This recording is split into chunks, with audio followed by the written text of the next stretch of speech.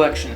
In today's video, I'm going to be showing you how you can go tapeless with really any kind of tape camcorder. I'll be showing you how you can put it together and all of the things that you would need for it to work. And all of the products that I am talking about in this video, I will have linked in the description if you want to go and get them for yourselves. So, with that being said, let's get into today's video. I'm going to be using the Sony CCD TR600, and the reason why I'm using this is because it actually has the full yellow, white, and red RCA plugins on it, but it also has S-Video if you wanted to use that as well.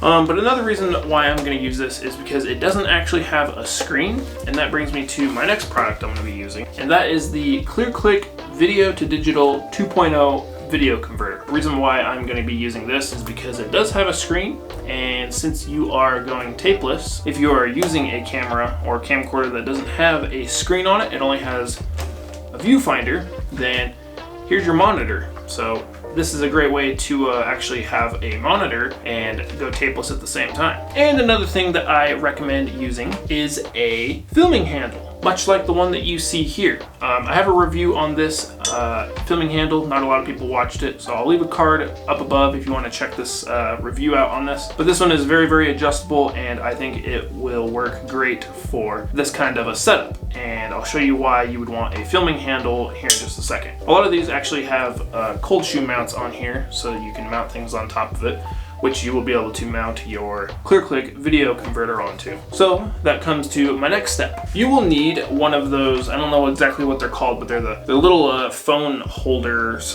You can put them on tripods and stuff. I'll leave a link to a better one in the description, one that actually swivels and moves around and stuff. But this is the one that I'm going to be using because this is just what I have. So this will actually hold your ClearClick video converter in place, and then you can actually slide it into the cold shoe on this handle, and I will show you how to put it all together here in just a second, but I will be showing you all of the products that you will need. And to power the ClearClick video converter, I don't know what this is. This is just like a knockoff brand portable charger. You just plug a USB into it and you can charge things with it, so it actually powers the ClearClick video converter. You're going to want this along with either some double-sided tape or some double-sided sticky Velcro, or some way to mount it to either the camera or the back of the ClearClick video converter. And then you will need a USB-C cord. The ClearClick does come with one. It's a little bit longer, so if you do have one that's a little bit shorter laying around, I do recommend using that, just because it eliminates the amount of wire and cable that is actually going to be dangling and wrapping around stuff. And last but not least, you're going to need your video cables. You can either use depending on what camcorder you are using, you can either use these the 3 yellow, white, and red cables, or they have the one that is this side, and then one side is like a headphone jack. I call it like a 3-to-1. Or you can use S-Video to get better picture out of it, but you'll still have to use this cable to get audio. So you're gonna have to be running 2 cables for S-Video. So I recommend this way just because it is going to eliminate the mess that you have of cables. And the shorter the cable, the less messy it's going to be. Those are all of your products that you're going to need. I'll go ahead and start throwing all this stuff together and show you how it's all done. This is the Movo VH300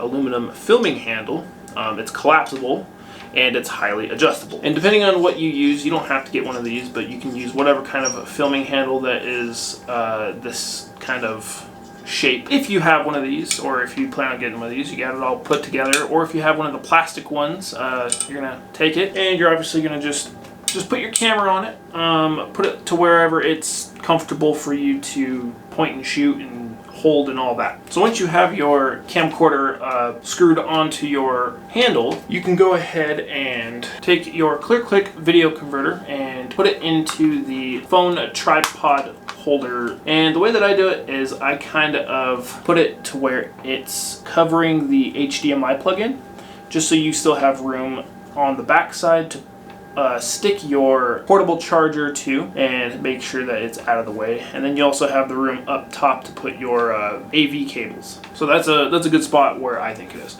And then you can go ahead and slide it onto the cold shoe and make sure you screw it down nice and tight. And then take your portable charger, whatever you have. I definitely recommend a little bit of a smaller one just so it's not so big and bulky and in the way and weighing it down a lot more. And you're going to go ahead and take your sticky tape or your double-sided sticky Velcro, and you're going to go ahead and just put it on there and then stick it to the back of your video converter. Just make sure it's not on there nice and good. I have it so that the output is actually pointing up. That way you can actually kind of wrap the cable around it and plug it in. So I'll show you what I mean. So you can go ahead and plug it into the top, then you can wrap it around, kind of just get it out of the way, and you can plug it in like that. And now you can see that it comes on.